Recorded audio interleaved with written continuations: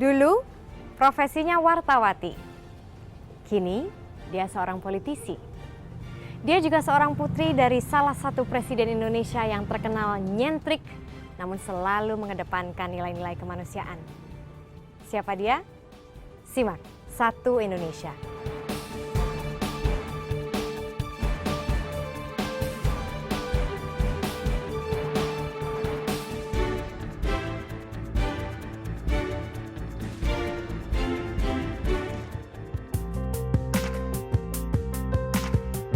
Gak nyentrik sih, lucu. Presiden yang banyak pro dan kontranya, tapi basically luar biasa banget. Banyak libur sekolahnya. Dulu waktu zamannya aku masih sekolah SD itu liburnya 1 bulan yang jelas. Beliau sangat terbuka mengenai agama ya. Seorang pemimpin yang baik, mampu melakukan terobosan-terobosan baru dan reformasi. Ceplos, blak-blakan, funky banget deh dia. Gitu aja kok repot. Yeni Wahid pernah dengar tapi nggak tahu mukanya.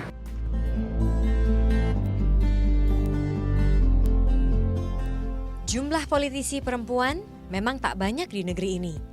Namun bukan itu alasannya jika Zanuba Arifah Cafsoh Rahman Wahid atau akrab disapa Yeni Wahid termasuk yang menonjol.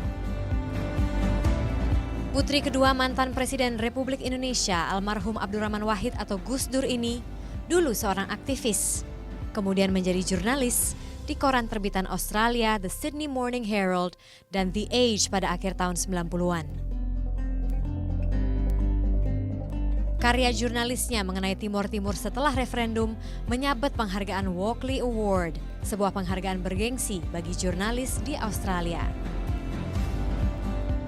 Pengalaman politiknya semakin kaya ketika perempuan 39 tahun ini mendampingi Gus Dur selama memimpin negeri ini. Dia pun terjun ke politik, memilih Partai Kebangkitan Bangsa sebagai kendaraan politiknya. Dalam berpolitik, pola pikir perempuan yang lahir dalam keluarga NU ini banyak terpengaruh pandangan sang ayah. Pluralisme, Islam moderat, dan perdamaian.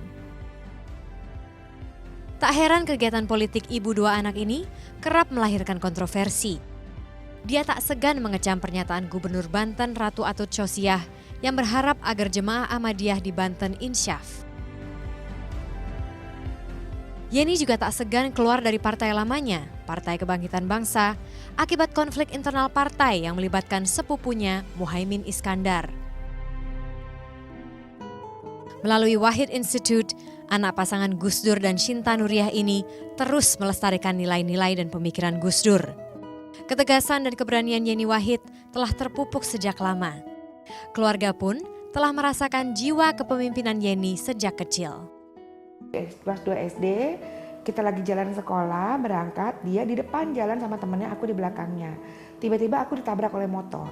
Waktu itu dan untuk anak ukuran 5 SD gitu ya, dia itu benar-benar langsung megang kendali atas apa yang terjadi. Dia nggak panik, langsung dia dadain angkot, berhenti, dia bilang sama tukang angkot, ya Pak, angkat adik saya bawa ke rumah sakit. Dan dia selama menjalani proses itu tuh tenang banget. Namun di balik semua itu, Yeni adalah sosok yang humoris.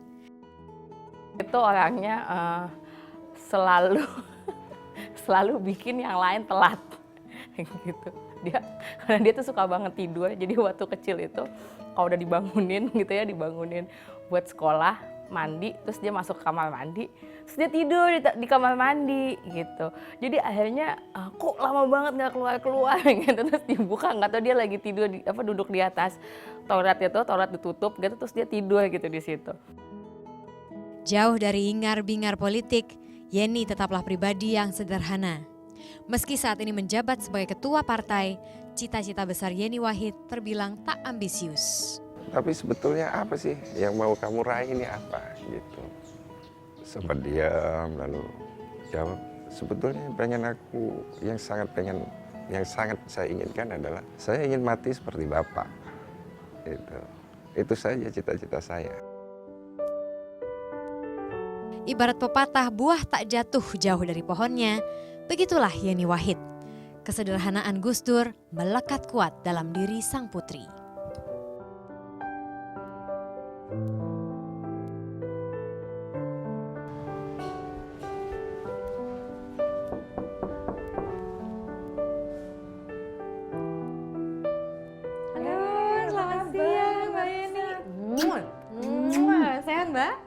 Sehat.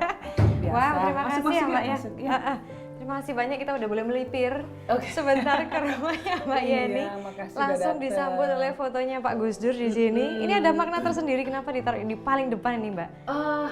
Jadi banyak seniman-seniman yang mungkin mengapresiasi Gus Dur, terus kemudian mereka membuat karya-karya tentang Gus Dur. Nah, kita di keluarga dikasih. Nah, saya ingin mengapresiasi karya-karya mereka dan menunjukkan inilah penghormatan baik terhadap karya mereka maupun sosok bapak saya. Jadi kita kasih khusus gitulah satu tempat gitu. Mbak Yeni ini adalah salah satu dari 4 saudara perempuan, Betul, anak-anak iya. Gus Dur begitu. Nah, hubungan Gus Dur dengan keempat anak perempuannya seperti apa dulu? Baik sekali ya, bapak dulu dengan kita ya dekat, ya biasalah seperti bapak dengan anak-anaknya, suka ngobrol-ngobrol dan kita kan gantian nemenin bapak juga dulu gitu. Jadi apa ya, apalagi kalau di rumah sakit gantian jaga, jadi ya semuanya punya kedekatan dan punya cerita istimewa lah. Oh, cerita soal istimewa. bapak. Kalau misalnya untuk Mbak Yeni sendiri cerita istimewa dengan bapak apa? Waktu saya remaja, itu bapak saya ini kan produk pesantren. Iya. Terus orang Jawa pula. Jadi dalam mengekspresikan kecintaannya pada anak-anaknya itu tidak bisa ekspresif langsung. Jadi kita suka dengar justru dari teman-temannya bapak, bapakmu tuh kemarin cerita loh, kamu baru berprestasi begini ya, kamu baru mendapat penghargaan gini. Gitu. Tapi bapak nggak akan pernah ngomong langsung ke anaknya. Oh ya? Gitu. Sama sekali nggak pernah? Ya paling cuma ngomong, iya bagus gitu, misalnya Pak aku gini, iya bagus. Gitu. Nah saya orangnya ekspresif sekali. Saya kepengen banget bisa punya interaksi yang lebih dekat lagi secara fisik dengan bapak saya gitu, misalnya gelendotan dan lain sebagainya gitu. Bapak saya kan kaku gitu kalau ini ya. Masa sih kaku? Ya awalnya gitu? dulu, ini waktu saya SMA, waktu SMA dulu. Baik. Akhirnya kemudian saya putusin, nih bapak nggak mungkin berubah. Didikan kulturnya begitu, mau nggak mau saya harus berubah. Jadi suatu hari ketika kita lagi duduk di sofa berdua, saya rangkul bapak saya begitu. Bapak langsung tegang begitu, bapak bingung ini mesti gimana, kayaknya bapaknya bingung, saya juga bingung gitu kan. Oh kita duduk berdua tegang dengan ini, tapi terus lama-lama jadi rileks bapaknya. Gitu rileks, dan sejak saat itu hubungan kita jadi sangat cair. Saya mau gelendotan kapan aja bisa setelah itu. Kita misalnya bilang, I love you Pak, gitu. Terus bapaknya bilang, iya gitu. Hati-hati, hati-hati ya kalau mau pergi. Kita tahu itu ungkapan beliau untuk menyatakan bahwa beliau juga sayang sama kita gitu. Lucu, cute banget, iya bener. Oke. Nah, pada saat Mbak Yeni pada saat itu kan menemani Bapak kemana-mana gitu. Ada nggak sih cerita-cerita unik yang sampai sekarang tuh Mbak Yeni masih inget gitu? Yang unik tuh ya macam-macam, ketemu orang karakter yang aneh-aneh gitu. Terus yang lucu misalnya kalau kita pergi ke masa gitu ya, banyak gitu. Terus orang kan rebutan mau salaman sama Gus Dur, rebutan. Ada satu orang nih, dia mungkin kayak komandannya. Semua orang yang mau salaman dipukul kepalanya, hei jangan salaman, karena kan ribut bapaknya juga kasihan. Komandannya kan, siapa pada saat itu kayak ya, bodyguardnya kayak banser atau apa, bukan banser gitulah, pengamanan lokal gitu ya. Oke. Nggak boleh semuanya, karena bapaknya kan udah dikerubutin gitu kan. Semua orang pukulin kepalanya sama dia, nggak boleh salaman. Semua orang minggir, begitu dia mendekat dia sendiri yang salaman. Ya gimana sih lu? Saya geli aja yang kayak gitu-gitu, kejadian gitu-gitu. Pada saat Gus Dur menjadi presiden, betul. Dia waktu itu mengeluarkan beberapa perubahan yang bisa dibilang wow, bikin orang surprise gitu, terkejut. Nah kira-kira apakah Mbak Yeni melihat perubahan yang waktu itu Gus Dur lakukan itu masih ada hingga sekarang? Sebetulnya dasar-dasarnya banyak yang masih ada. Misalnya gagasan beliau tentang toleransi, ya. Banyak sekali anak-anak muda yang sekarang berpikir tolerant minded, ya. Jadi regenerasinya ada. Gus Dur berhasil melakukan kaderisasi anak-anak muda yang tadinya mungkin tidak akan berpikir seperti itu, banyak terjadi. Cuma mungkin di tataran kenegaraan kita justru melihat ada kemunduran, karena kita melihat ada kemacetan atau ada keengganan dan kemudian kelambanan dalam merespon kasus-kasus intoleran dari para pemangku kepentingan di Republik kita ini.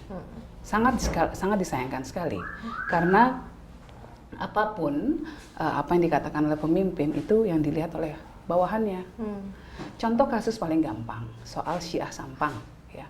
Syah Sampang begitu Presiden lama mengambil sikap mengenai hal itu, lama sekali, sehingga terjadi kemudian intimidasi, terjadi pembakaran dan segala macam ya di lapangan, dan aparat seolah-olah cenderung tidak bisa mengatasi itu, bahkan ada kesan pembiaran. Pemda juga sama, lepas tangan semuanya gitu, sampai orang-orang itu disuruh mengungsi. Ketika Presiden kemudian mendapatkan award tentang toleransi beragama kembali, dan ada desakan masyarakat agar beliau bisa konsekuen dengan award tersebut, maka beliau kemudian mengambil sikap yang lebih tegas, meminta agar pengungsi misalnya difasilitasi untuk kembali pulang. Ketegasan itu dampaknya luar biasa, ini yang saya lihat di lapangan. Karena yang namanya polisi punya pegangan, yang namanya Pemda punya pegangan, yang namanya pelaku-pelaku yang di lapangan kader juga, karena ini dari Presiden langsung. Nah itu pentingnya pemimpin.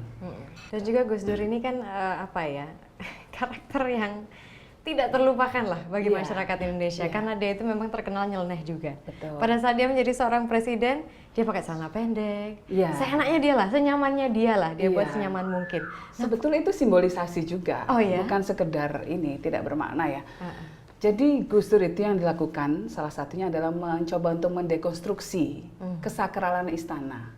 Istana yang seolah-olah hanya menjadi milik elit, ya, itu dikembalikan pada milik rakyat. Jadi istana itu ya cuma sekedar rumah bagi presiden. Kalau mau masuk ke istana, wartawan atau apa dulu itu kan harus tertentu, atau orang harus pakai baju tertentu, celana kain, iya kayak batik. gitu-gitu, iya. Zaman Gus Dur kan ya siapa aja boleh lah gitu. Mau pakai gimana pun boleh. Karena memang Gus Dur itu menekankan pada isi, bukan bungkus. Kalau tidak salah adik Anda Inaya juga pernah naik bajai ke istana. Iya. Ini apa memang nyeleneh itu identik dengan keluarga Abdurrahman Wahid gitu? Sebetulnya nggak nyeleneh juga. Jadi itu kan hal yang normal. Naik bajai itu normal. Saya naik ojek juga pernah ke istana gitu. Itu juga normal kan? Baik, pada saat Pak Gus Dur menjadi presiden, adakah perubahan perubahan yang Anda alami gitu sebagai anak pada saat Pak Gus Dur menjadi presiden? Ya tentu ya, kita harus juga menyesuaikan diri dengan tata cara, formalitas, dan sering terkaget-kaget gitu ya. Jadwal yang rigid ya, kalau sebagai presiden itu kan jadwalnya dari pagi sampai malam. Bapak itu apalagi orang yang sangat bangunnya pagi banget, jam 4 sudah bangun. Nah, terus kemudian terus bisa sampai jam 12 malam. Tapi kan Gus Dur orangnya enak, gampang tidur, di mobil tidur. Nah, kalau kita teler berat gitu kalau ngikutin jadwalnya. Nah, pada saat Gus Dur kan sudah menjadi presiden, udah gitu digulingkan. Iya. Apa tanggapan atau reaksi Anda saat itu? Buat kami ya, itu adalah sebuah kudeta yang terjadi, ya. Karena ini cuma sekedar tarik-tarikan politik, kuat-kuatan politik proses yang terjadi, karena tidak prosedural, tidak konstitusional. Waktu semangatnya adalah gimana caranya, pokoknya yang penting Gus Dur turun. Nah, contoh paling gampang, waktu itu Gus Dur didakwa segala macam, mulai dari Bulog Gate lah, Brunei Gate segala macam gitu ya. Tidak terbukti semua, tapi tetap aja dilanjutin. Dan akhirnya Gus Dur turun karena apa? Karena mengganti Kapolri tanpa dan MPR-nya nggak setuju, Pak Amin Rais waktu itu. Tapi pada waktu itu yang namanya dominansi parlemen sudah mulai dan jauh lebih dominan dari sekarang. Jadi karena Gus Dur hanya punya satu faksi yang kecil, ya dukungannya kurang di parlemen. Jatuhlah. Gus Dur pada waktu tidak kuat dan memilih untuk tidak melakukan perlawanan. Kenapa, Mbak? Gus Dur salah satu hal yang beliau katakan kepada kami, yang selalu kami ingat itu adalah, saya ingat banget waktu itu pendukung-pendukung Gus Dur datang semua dari mana-mana ya, kayak sekarang lah, Ikhwanul Muslimin yang di Mesir sekarang ya. Pada mau demo, pamit ke keluarganya mau jihad, untuk bela Gus Dur, segala macam gitu. Sampai di Jakarta, Mama Gus Dur suruh pulang. Pulang aja udah. Kalian boleh demo tapi hanya dengan cara yang damai. Nggak boleh ngerusak. Gitu. Pada nangis semua orang-orang itu, saya juga nangis. Gus Dur bilang tidak ada kekuasaan yang begitu berharga sampai harus dipertahankan dengan menitikkan darah. Kalau kalian demo, ngerusak-rusak, kalian ditembak tentara. Saya nggak bisa ngambil resiko itu. Kalau misalnya pada saat itu Pak Gus Dur membiarkan, kira-kira apa? Jadinya kayak Mesir sekarang. Wow, ngeri, Mbak. Kira-kira begitu.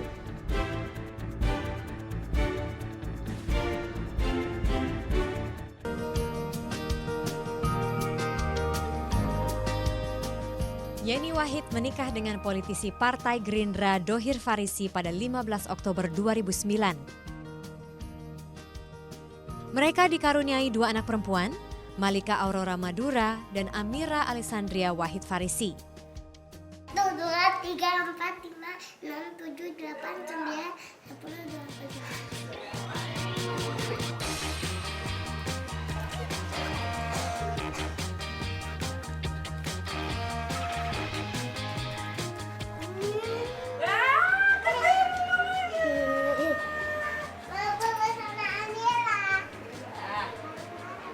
Bobo kemas udang kue.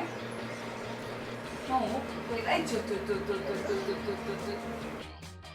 Saat ini pun Yeni Wahid sedang mengandung anak yang ketiga di usianya yang ke-38.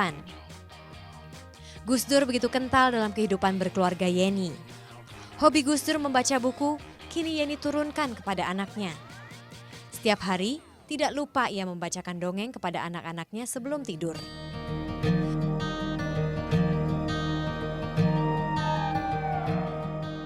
Kebiasaan ini pun membuat Malika yang baru berusia 3 tahun gemar berceloteh dengan ibunya. Yeni Wahid memberi perhatian khusus tentang pentingnya ASI bagi anak-anak. Ia tidak lupa berkampanye kepada para ibu melalui pidatonya setiap berkunjung ke daerah-daerah. Kepeduliannya ini menarik perhatian sebuah badan internasional yang peduli tentang kesehatan dan kesejahteraan anak. Kita memberikan pengakuan kepada Mbak Yeni Wahid sebagai pendekar anak atau Champion for Children karena beliau aktif membantu anak-anak Indonesia gitu ya, terutama dalam hal ini aktif mempromosikan pentingnya ASI, air susu ibu bagi anak-anak. Dari 2007 hingga 2012, persentase ibu yang memberikan ASI eksklusif di Indonesia naik dari 32% menjadi 42%. ASI adalah makanan ideal bagi bayi karena memiliki nutrisi sempurna dan kandungan antibodi terhadap penyakit. Dan inilah salah satu perjuangan Yeni menghasilkan generasi penerus berkualitas. Nah, Mbak Yeni, Ya, Mbak Yeni ini kan sekarang udah punya anak ya, 2 mau 3. Sekarang mau 3. Mau Udah 3. berapa bulan, Mbak? Udah 2 bulan. 2 bulan. Ada nggak kira-kira perubahan, Mbak? Pada saat perubahan dalam hidup gitu ya? Pada saat Mbak Yeni belum punya momongan, terus sekarang udah punya momongan. Sekarang berbeda ya memang ya, sekarang betul-betul bermakna hidup ya buat saya pribadi ya. Jadi hidup itu bukan cuma untuk kita, terus ada prioritas-prioritas lainnya. Dan kemudian kalau ngeliat anak-anak itu betul-betul kebahagiaan yang tidak terkira, yang tidak bisa terdeskripsikan dengan kata-kata kalau buat saya. Oh ya? Iya, cuma betul-betul anugerah yang luar biasa sekali. Seperti apa sih Mbak, misalnya analoginya gitu yang Mbak rasakan? Misalnya capek gitu, misalnya kita habis kerja seharian capek, sampai di rumah masih harus gendong anak segala macam, tapi kok nggak capek, capeknya hilang malah, bahagia aja gitu. Iya, kayak gitu rasanya. Menyeimbangkan antara, kan Mbak juga berpolitik, tapi Mbak ini juga ibu rumah tangga, istri dari suami, kemudian ibu dari anak-anak. Bagaimana menyeimbangkannya? Prioritas tentu. Prioritas utama saya sekarang keluarga. Dan sekarang memang saya mungkin dalam tahun-tahun ini tidak seaktif dulu, secara sengaja. Jadi saya kurangi kegiatan saya. Saya selektif sekali kalau ada undangan bicara, ada undangan kemana-mana. Saya selektif yang betul-betul menurut saya strategis, gitu ya, punya nilai taktis yang harus yang bisa dicapai. Dari situ baru saya akan pergi. Sebetulnya mempunyai anak itu punya dampak yang sangat berarti bagi saya dalam karir saya. Oh ya? Saya makin mantap menekuni dunia politik setelah punya anak. Kenapa? Bukannya malah makin, maksudnya biasa kalau prioritasnya... Secara waktu susah, iya. Tetapi secara niat jadi lebih kuat. Karena gini, politik itu bagi saya kan adalah alat. Alat untuk membuat perubahan. Alat untuk mencapai tujuan kita, ya, bernegara, berbangsa, bermasyarakat. Nah, saya melihat anak-anak saya, dan saya ingin agar mereka nantinya menikmati kehidupan yang jauh lebih baik dari kehidupan saya. Misalnya apa? Saya ingin kualitas kehidupan mereka ya, polusi udaranya lebih sedikit dibandingkan yang kita lihat sekarang. Mereka tidak mengalami kemacetan seperti yang kita alami sekarang. Mereka kemudian dilayani oleh birokrasi yang betul-betul manusiawi dan mempunyai keinginan untuk melayani masyarakat. Mereka dilayani oleh dokter-dokter pelayanan kesehatan yang baik. Mereka mendapatkan fasilitas pendidikan yang membuat mereka mampu bersaing dengan anak-anak dari negara-negara lain. Itu semua dicapainya melalui apa? Perjuangan. Perjuangannya melalui politik. Baik, gitu. Oke. Dan juga kalau misalnya pas pertama kali Mbak Yeni melahirkan anak pertama, sayangnya kan pada saat itu Pak Gus Dur sudah tidak bisa melihat langsung. Betul. Adakah penyesalan, Mbak?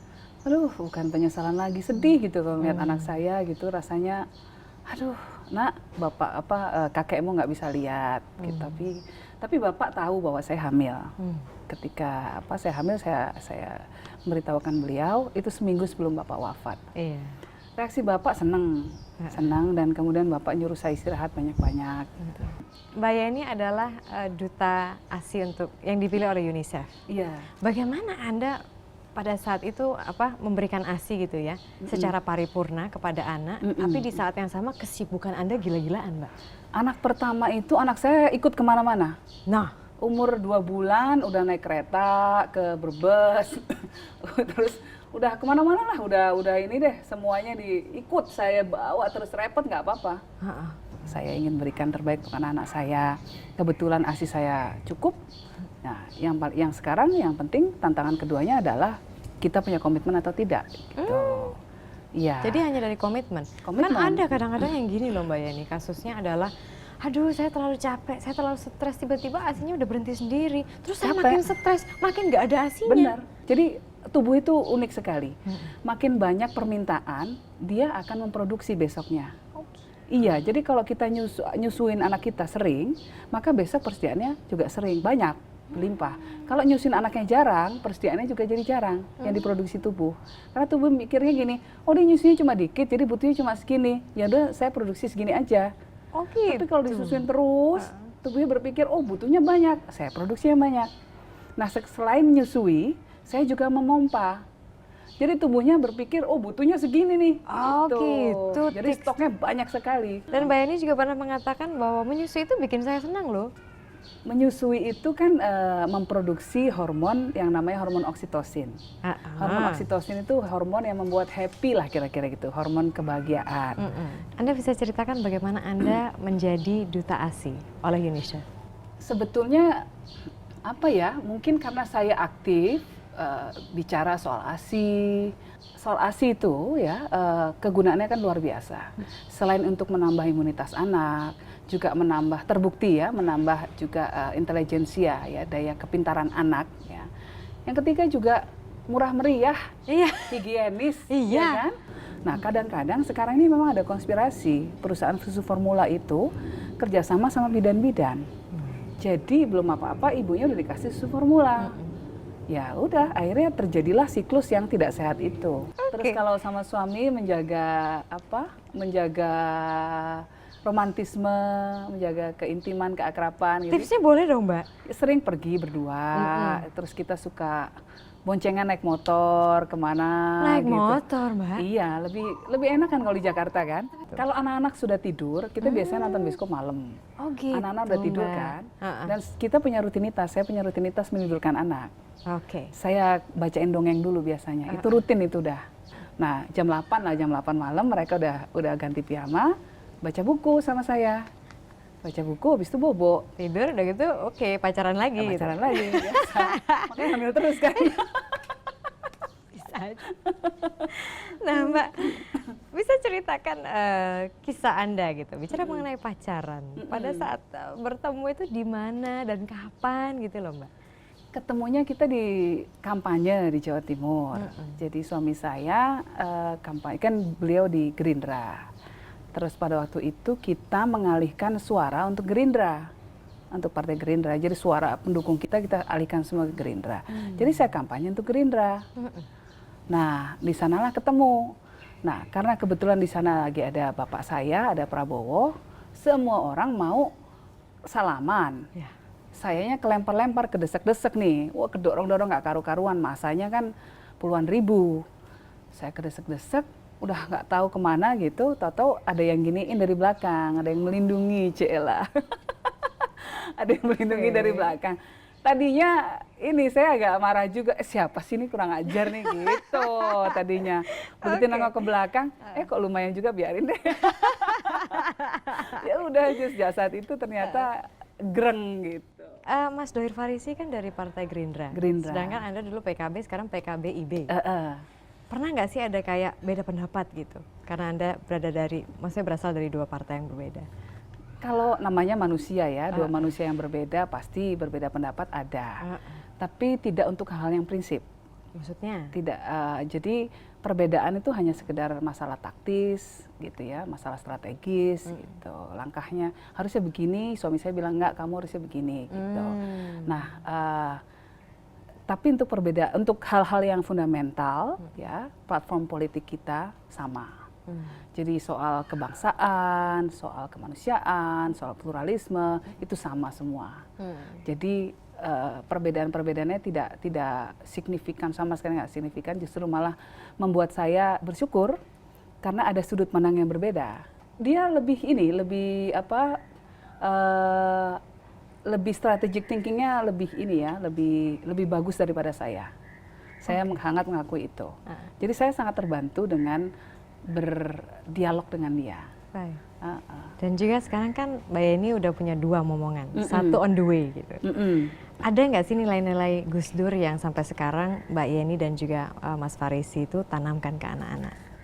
Banyak, misalnya soal egalitarianisme ya. Jadi kita memperlakukan orang apapun latar belakangnya, kondisi sosial ekonomi orang tersebut, kita harus perlakukan mereka dengan sama hormatnya. Terus kemudian kecintaan untuk membaca. Ini bapak saya kan dulu kita tuh dikasih buku terus dari kecil. Suka nggak Mbak saat itu masih kasih buku? Seneng. Suka sekali. Suka, dan itu sebuah modal yang besar karena merangsang imajinasi kita, memperluas wawasan kita, memperkaya kreativitas kita dari membaca. Itu yang saya rasakan betul.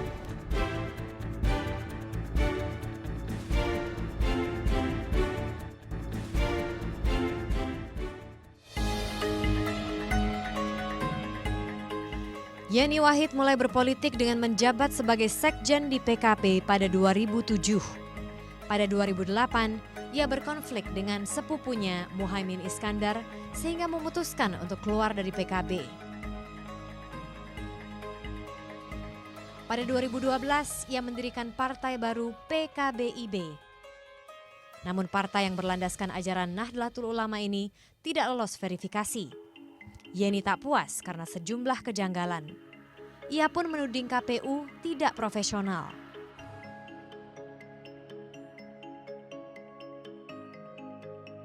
Meski namanya menonjol di dunia politik Indonesia, reputasi Yeni Wahid belum kuat sebagai politisi. Dia cerdas, cuman memang Yeni kurang dikemas sebagai seorang politisi. Yeni ini dikemas sebagai seorang ideolog. Tapi kalau sedikit dikemas sebagai pemain politik, Yeni itu bisa jadi bintang baru di tengah politisi Indonesia, terutama untuk tokoh perempuan. Perjuangan Yeni Wahid tidak berhenti ketika partainya gagal lolos verifikasi KPU. Kiprah politik Yeni sempat membuat Partai Demokrat meliriknya. Secara kualitatif, dia juga adalah tokoh muda yang memiliki karir dari bawah. Dia juga adalah tokoh muda yang sudah pernah mencapai jenjang tertentu untuk dikatakan cukup matang. Bahkan dia sempat mendirikan partai walaupun tidak lolos sekarang. Sehingga kemudian ada kombinasi antara kemampuan pribadi seorang ini sebagai seorang politikus muda, ahli politik muda, sekaligus juga keberadaan dia dengan nama besar ayahnya, yang ini kemudian ketika dikombinasikan, itu bisa jadi sesuatu secara elektoral. Dan itulah yang menyebabkan kenapa Yeni sampai kapanpun, walaupun partai tidak lolos, akan tetap dilirik. Yeni Wahid kini membuka kesempatan bagi para calon presiden 2014 untuk menggunakan PKBIB sebagai kendaraan politik mereka. Nah, pada saat Anda menjadi wartawan, ini yang saya dengar, nggak tahu betul apa enggak. Anda sebagai wartawan pun susah mewawancarai ayah Anda sendiri. Sebenarnya nggak susah, cuma beliau itu orangnya adalah orang yang tidak mau memberikan privilege atau kemudahan kepada anaknya hanya gara-gara kita anaknya. Jadi beliau mengajarkan kepada kita untuk berjuang lah untuk meraih sesuatu. Jadi misalnya saya mau wawancara beliau ya harus nulis surat dulu, terus kemudian ya prosesnya ya seperti media-media lainnya. Jangan gara-gara saya anaknya terus kemudian gampang dapat berita gitu, nggak gitu. Pada saat itu orang mengetahui kalau Anda adalah anak dari Abdurrahman Wahid. Banyak yang nggak tahu. Banyak yang nggak tahu. Banyak yang nggak tahu. Jadi saya senang sekali waktu itu. Saya malah marah kalau ada teman saya bilang ini anaknya Gus Dur. Lu diem dong, jangan ngomong-ngomong. Kita sama-sama di lapangan aja gitu, nggak usah dibawa-bawa ini. Pada saat Anda meliput mengenai Timur Timur begitu ya, referendum Timur Timur. Adakah momen yang berkesan bagi Mbak Yeni saat itu? Ada konflik batin juga buat saya, tentu. Saya tidak ingin menipu diri sendiri atau membohongi ya, dengan berpura-pura mengatakan bahwa kegiatan peliputan itu datar-datar saja enggak. Karena sebagai orang Indonesia apapun, menyakitkan melihat proses yang terjadi di Timur Timur pada waktu itu. Seperti apa? Jadi kita didakwa melakukan kejahatan kemanusiaan, kita didakwa melakukan pembunuhan besar-besaran dan lain sebagainya. Jadi nama Indonesia yang jelek ya. Nah, namun di sisi lain, saya juga melihat begitu banyak kekerasan yang terjadi yang dilakukan oleh orang yang mengaku mempertahankan merah putih di Timur Timur. Ada konflik jadinya, berat sekali. Jadi di satu sisi ada rasa patriotisme saya, namun di sisi lain juga ada rasa kemanusiaan yang tidak bisa saya ini juga kesampingkan gitu. Fakta yang Anda tulis pada saat itu seperti apa? Ya fakta, secara fakta. Ketika ada terjadi pembunuhan oleh oknum-oknum ya, oknum misalnya tertentu, ya harus kita tulis seperti apa adanya. Ketika saya menemukan mayat tanpa kepala misalnya di salah satu tempat pejuang integrasi dengan Indonesia gitu ya, kelompok pro integrasi, ya saya laporkan apa adanya. Nah pada saat Gus Dur menjadi presiden, Anda banting setir gitu dari seorang wartawan mulai masuk dunia politik. Iya. Momen apa yang pada saat itu membuat Anda mengubah arah hidup Anda? Ya, pertama menurut saya kalau saya terjadi wartawan juga nggak efektif. Anaknya presiden udah jelas warna saya sudah terbaca. Padahal sebagai wartawan dituntut untuk independen. Saya sangat mengerti ya, saya cukup bisa mengakui, saya cukup jujur untuk mengakui bahwa saya pasti akan punya bias. Ketika sudah punya bias, nggak bisa tetap menjadi wartawan. Ya sudah, sekaligus saja saya bantu bapak saya full time. Pak Gus Dur ini tentunya dekat sekali dengan nama PKB. Ya, pada waktu itu. Nah, pada saat pemilihan sekjen, yang saya dengar, Bapak malah tidak memilih saya, Mbak Yeni sama sekali gitu. Enggak. Ada apa saat itu? Jadi saya dicalonkan sebagai ini kan rapat ya, saya kandidat terkuat untuk menjadi sekjen pada waktu itu. Tapi bapak saya itu orang yang sangat tidak mau terlibat nepotisme.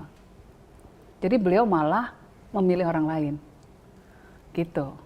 Tapi beliau kalah suara dalam pemilihan. Ya sudah. Berarti sudah menerima fair begitu? Fair, iya. Karena beliau tidak memilih saya. Nah kemudian ada pergolakan di dalam partai itu. Iya. Apa yang terjadi saat itu yang sampai Anda memutuskan untuk saya sudah selesai dan saya akan bikin partai sendiri?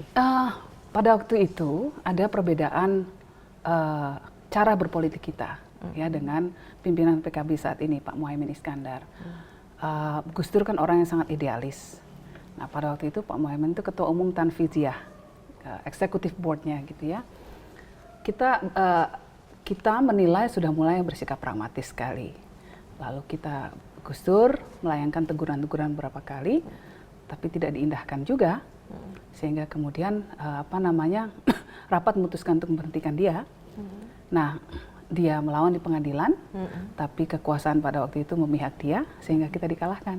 Pada saat itu perbedaan apa ya? Kayak perbedaan pandangannya itu ada di mana? Ada banyak. Jadi kebijakan-kebijakan pemerintah yang menurut kita harus dikritisi. Misalnya impor beras, gitu ya. Kita menentang impor beras dan voting kok di parlemen.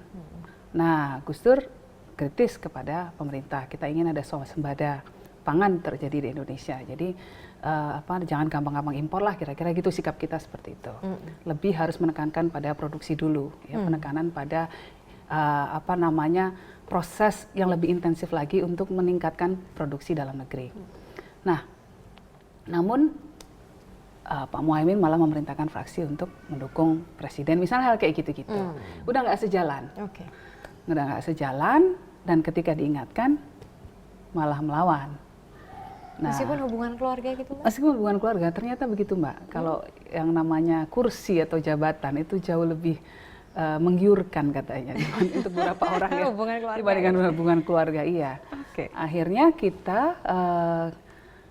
kita banding ke MA, menang oleh MA, tapi pemerintah tetap memihak Pak Muhaimin dan KPU juga. Jadi kita nggak diakui sampai sekarang. Kan juga pada waktu itu saya menjadi staf khususnya Pak SBY, saya juga mundur juga akhirnya dari istana. Kenapa? Ya sudah nggak sejalan artinya kalau kayak gitu. Sudah nggak ada kemandirian. Dan Anda juga sempat didekati lagi oleh Demokrat tahun ini. Ya, begitu? memang setelah itu kan waktu berlalu, seolah-olah hubungan sudah baik, dan kemudian kami ditawari juga posisi lagi. Gitu. Terus ada apa, Mbak? Saya ketika Pak SBY minta saya untuk masuk, saya jawab ke beliau bahwa saya minta waktu untuk menjawab.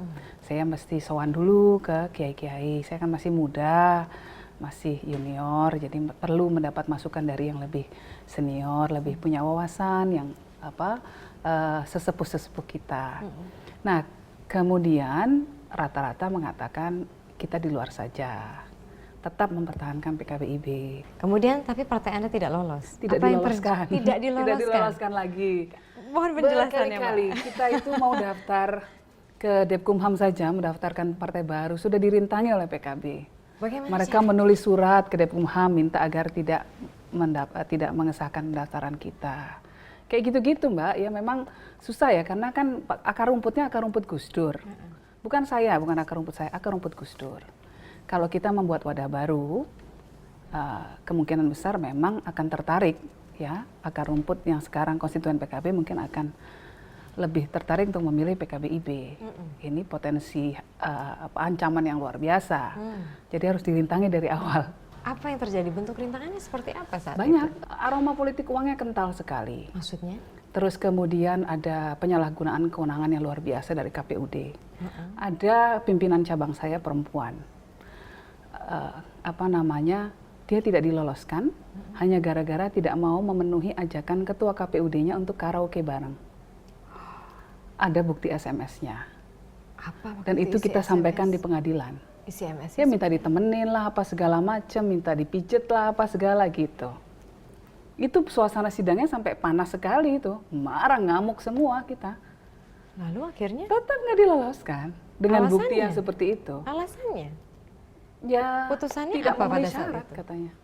Menurut Anda siapa di belakang usaha Wah, untuk permainannya menghentikan? luar biasa. Iya, sudah jelas. Anda itu. tahu? Iya sudah jelas sekali. Yang nggak senang kita maju itu kan udah jelas. Siapa, Mbak? Ya, saya menduga ya konspirasi ini konspirasi antara lawan-lawan politik kita ya. Saya menduga PKB terlibat, kemudian juga KPUD lokal yang bekerja tidak profesional, kemudian aturan yang sangat janggal ya, yang seperti itu, sehingga membuat orang kemudian susah untuk mengikuti diterapkan secara rigid gitu loh, seperti itu. Dan mereka benar-benar nggak ada tidak ada ruang bagi kita. Kalau partai-partai seperti mungkin partai baru atau apa dianggap ini bukan partai parlemen lah ya, pakai partai non parlemen dianggap. Meskipun sebetulnya memenuhi syarat secara jumlah. Lalu saya apa? punya lebih banyak orang dibandingkan dengan beberapa partai yang ada sekarang. Nah, setelah Anda melewati berbagai halangan dan rintangan gitu, apakah ini akan artinya menghentikan langkah Anda untuk membawa perubahan? Enggak, untuk Indonesia. Tidak, justru menguatkan. Justru menguatkan.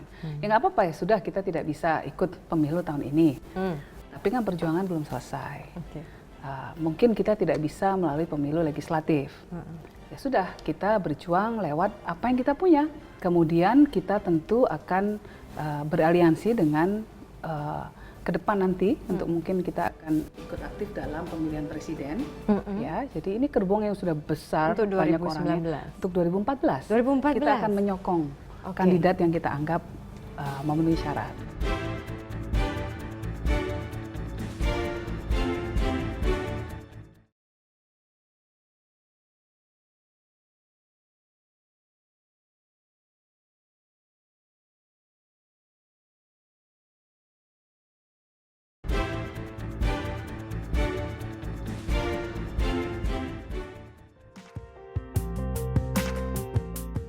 Kan Pak Gus Dur itu sangat kental sekali dengan apa yang namanya toleransi beragama. Iya. Sampai di Mbak Yeni juga masih sangat kental. Iya. Mengapa sih ini begitu penting bagi keluarga Abdurrahman Wahid? Jadi ketika negara ini didirikan, memang berdasarkan kenyataan kita ini adalah sebuah masyarakat yang heterogen, berbeda-beda suku dan agamanya. Ya. Nah, dan itu kemudian terhimpun jadi sebuah republik. Ada kesamaan nasib, ada kesamaan pandangan bahwa tujuan kita berbangsa dan bernegara yang paling penting adalah kita bisa mencapai kemakmuran, keadilan, kesejahteraan, dan lain sebagainya. Itu yang menjadi tujuan utama. Jadi yang namanya kebinekaan, yang namanya perbedaan itu sudah menjadi bagian dan menjadi landasan dari bangsa kita. Makanya kita punya Bhinneka Tunggal Ika. Toleransi tentu harus ada.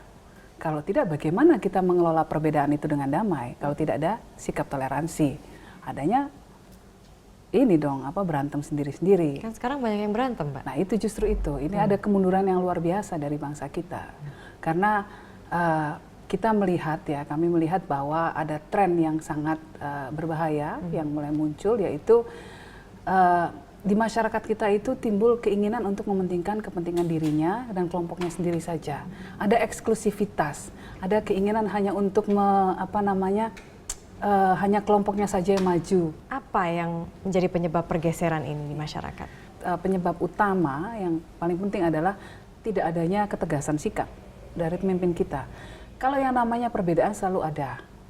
Kalau yang namanya keinginan untuk maju itu pasti ada dari satu kelompok.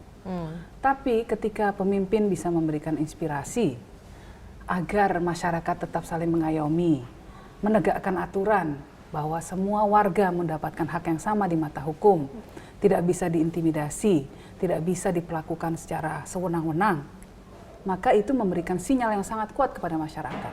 Kita sama, apapun latar belakang agama, latar belakang etnis kita, sama semua di mata hukum.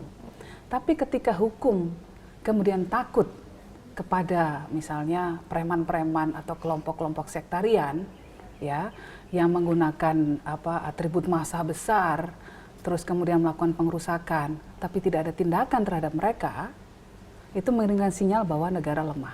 Apakah itu yang Anda lihat sekarang? Itu yang saya lihat. Amuk massa menjadi solusi bagi semua persoalan masyarakat. Jadi kalau kalau mau memajukan sesuatu, memperjuangkan sesuatu, satu-satunya cara apa? Lewat amuk massa. Sehatkah demikian? Gitu, ya sangat tidak sehat. Seharusnya terjadi kan mereka memilih anggota DPR. Mereka mempunyai pemerintah, mereka memilih bupati, wali kota, gubernur. Harusnya saluran aspirasi mereka adalah kepada mereka-mereka ini semua, sampai ke presiden, menteri ada semua kan. Tapi kan salurannya buntu. Anda pernah mengatakan masyarakat semakin permisif, seolah-olah masyarakat mentolerir adanya kekerasan. Masyarakat seolah-olah diam atau menyetujui terjadinya kekerasan. Betulkah masyarakat kita begitu permisif dengan pergesekan antar agama? Iya, sekarang ada toleransi terhadap sikap intoleran. FPI melakukan razia miras misalnya. Ya nggak apa-apa, itu kan untuk menegakkan amar ma'ruf nahi mungkar. Ya, ada yang mengatakan begitu, bagus dong. Padahal itu kan cara-cara di luar hukum. Nggak apa-apa menegakkan amar ma'ruf nahi mungkar, mencegah kemungkaran itu bagus. Tapi caranya juga jangan dengan cara kemungkaran juga. Caranya? Caranya dengan cara yang sistematis dan baik. Caranya dengan yang baik. Yang Islam mengajarkan itu semuanya harus dengan cara yang baik-baik, nggak ada dengan cara kemungkaran. Yang berhak untuk melakukan penertiban itu siapa sih? Kan bukan kelompok-kelompok ini, kelompok-kelompok swasta, tapi kan polisi. Nah di sini kita dorong polisi untuk melakukan penertiban. Masyarakat ada yang mungkin analitis gitu, bisa melihat, oh ya kamu hanya berpakaian istilahnya atribut agama saja, tapi sebetulnya nilai-nilai yang kamu ajarkan adalah nilai-nilai kekerasan. Ada orang yang bisa mengerti dan menjauhi itu. Tapi ada juga orang yang melihat, wah dia menggunakan atribut keagamaan. Berarti Bener semua ini. agama itu betul. Betul, iya. Tanggapan Mbak Yeni? Betul. Masyarakat kita semuanya kan nggak semuanya terdidik. Ada masyarakat yang bisa paham bahwa ini agama sebetulnya tidak mengajarkan kekerasan seperti itu, ya kan? Tapi ada juga yang nggak mengerti. Nah, ini yang bahaya kan, yang nggak ngerti ini, yang tidak terdidik. Nah, apalagi kalau kemudian mereka percaya bahwa kalau sudah dilakukan atas nama agama berarti udah benar nih semuanya. Iya, betul. Itu. Nah, itu keliru betul. Dan harus ada penyadaran, harus ada kampanye secara masif dan sistematis ya dari semua orang, dari pemerintah, dari pemuka-pemuka agama untuk memberitahu bahwa agama manapun tidak mengajarkan kekerasan. Berbeda pikiran boleh, berbeda akidah itu sudah bagian dari proses kita sebagai manusia gitu ya. Tapi tidak kemudian membolehkan kita untuk bersikap sewenang-wenang terhadap orang lain, memaksakan akidah kita, keyakinan kita pada orang lain. Bagaimana kemudian kita sebagai masyarakat kembali menumbuhkan empati terhadap satu sama lain yang mungkin secara kulit begitu, istilahnya secara kulit dalam tanda kutip itu berbeda, Mbak Yeni. Iya, kita harus memberitahu pada mereka bahwa dunia ini sekarang, dunia adalah dunia yang sangat heterogen. Misalnya di Indonesia, Indonesia mayoritas Muslim. Tapi di dunia bukan mayoritas, ya kan? Nah, kalau kita memperlakukan orang lain ya, masyarakat Muslim di Indonesia sebagai mayoritas ya, di sini memperlakukan orang lain dengan sewenang-wenang, apakah kita mau kalau sesama Muslim di negara lain yang minoritas diperlakukan sewenang-wenang? Misalnya contoh paling gampang seperti itu. Kalau kita nggak mau ya sudah, jangan perlakukan orang lain sewenang-wenang dong. Kita mulai dari diri kita sendiri dulu. Kita memegang kuat keyakinan saya memegang kuat keyakinan saya, tapi saya tidak akan memaksakan keyakinan saya ke orang lain. Itu yang harus ditumbuhkan dulu. PKB, partai Anda yang lama, begitu, sekarang mengusung Rhoma Irama. Tanggapan Anda terhadap itu? Saya bingung sekali gitu latar belakangnya ataupun cara berpikirnya, karena kita sama-sama tahu bahwa Rhoma Irama itu pernah melontarkan pernyataan-pernyataan yang sangat rasis. Nah, itu saja sudah sangat bertentangan dengan sikap Gus Dur selama ini yang menjadi pelindung kaum minoritas. Kok bisa gitu loh, jadi yang buat kami bertanya-tanya itu kok bisa gitu. Dan itu sudah ini ya, maksudnya jangan tokoh yang anti pluralisme, anti toleransi, harusnya kan begitu. Kan Mbak Yeni juga tentunya 2014 punya rencana sendiri. Betul, kan? betul. Apa rencananya? Kita akan berpartisipasi dalam pemilihan presiden. Kita akan ikut mengusung calon presiden yang memang cocok ya dengan visi dan misi politik kita, dan kita punya suara yang signifikan, lumayan lah. Persyaratannya apa nih, maksudnya yang oke, kayaknya dia nih yang akan kita dukung, saya akan berikan suara kita ke dia gitu. Yang pertama bisa menginspirasi masyarakat ya, karena sekarang ini kan tingkat kepercayaan di masyarakat sangat rendah, karena masyarakat melihat pemimpin-pemimpin mereka tidak bisa dipercaya, maunya untung duluan, kalau udah berkuasa lupa sama rakyat, kaya mendadak dan lain sebagainya, jadi tingkat kepercayaannya rendah sekali. Ya misalnya dilakukan Pak Jokowi, melakukan penggusuran, rakyat percaya bahwa itu memang dilakukan untuk kepentingan masyarakat luas, bukan kepentingan dia, hanya gara-gara dia dapat setoran dari pengusaha lain, pengusaha misalnya untuk mengkosongkan wilayah itu. Bukan seperti itu. Jadi harus orang yang betul-betul inspiratif. Yang kedua, orang yang mampu melakukan mobilisasi. Jadi rakyat bisa dimobilisasi mau mengambil pilihan-pilihan sulit. Misalnya, ya kan? Pilihan-pilihan sulit ke depan misalnya adalah apa? Kalau harga minyak membumbung tinggi sekali, sampai nggak bisa ditahan, kita tidak mampu mensubsidi, apa pilihannya bagi pemimpin ke depan? Misalnya, ya kan? Nah, kalau pemimpinnya tidak bisa memberikan inspirasi, tidak dipercaya oleh rakyat, rakyatnya ketika dihadapkan pada pilihan-pilihan sulit, mereka berontak. Tapi kalau orangnya bisa dipercaya, rakyat tahu bahwa ini memang pilihan sulit untuk kita sebagai bangsa, tapi dia membuat keputusan sulit ini karena ingin agar bangsa kita ini benar. Dikasih obat pahit misalnya gitu, supaya kita sembuh. Nah kalau itu bisa, kalau pemimpinnya orang yang bisa melakukan mobilisasi seperti itu, kita bisa. Jalan kita agak lempeng ke depan. Nah yang ketiga, pemimpin yang harus bisa melakukan eksekusi. Jangan wacana aja Mbak. Jadi jangan cuma ngomong aja. Saya berharap bahwa tidak akan ada begini begitu. Saya berharap bahwa begini. Tapi nggak ada eksekusi, nggak ada perintah, tidak ada kalau ada kesalahan tidak ditindak, percuma. Jadi kriterianya itu. 3 prasyarat fundamental. Mbak Yeni tidak tertarik untuk running gitu di tahun 2014? Enggak tertarik. Pertama saya hamil, kedua saya masih terlalu muda, ya kan? Tapi yang namanya sekarang lagi dicari kan? Enggak, kalau saya termasuk yang berpikir bahwa umur muda memang punya keuntungan ya, karena ada vitalitas, ada dinamika yang lebih inilah dibandingkan dengan mereka yang berusia lebih lanjut. Tapi yang namanya wisdom atau kebijaksanaan harus diperoleh juga seiring waktu. Nggak bisa hanya gara-gara sekolah tinggi, terus luar negeri pula udah pinter langsung, terus bisa membahas, bisa menyelesaikan persoalan bangsa, nggak bisa. Wisdom didapat dari berbau dengan masyarakat, menyelami kehidupan masyarakat, mengerti kesulitan mereka. Nah itu rencana saya masih mau melakukan itu, masih belajar dulu. Tapi kalau ke depan banget Mbak Yeni. Yang penting belajar dulu, nanti hasilnya seperti apa, apakah memang panggilannya ke arah sana, momentumnya ada, ya kita nggak tahu jalannya takdir. Kalau enggak pun yang penting saya tetap berbuat positif untuk masyarakat, itu aja Mbak. Oke.